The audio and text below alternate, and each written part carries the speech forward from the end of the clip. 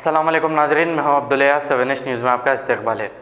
Masab tank, Bahadurpura tank बंड और दूसरे इलाकों में हैदराबाद सिटी पुलिस की जानिब से अचानक पुलिस का भारी बंदोबस्त किया गया है। आइए देखते हैं ये रिपोर्ट।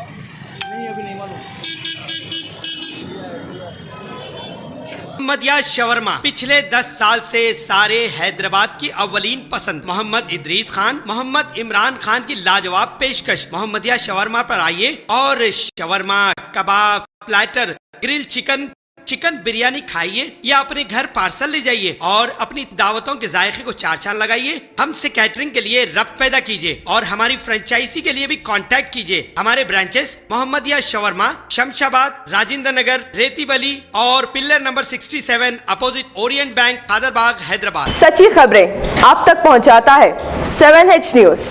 हकीकत जानिए, 7H न्यूज देखिए, लाइक कीजिए, शेयर कीजिए और सब्सक्राइब करना ना भूलें। 7H न्यूज, आपकी आवाज।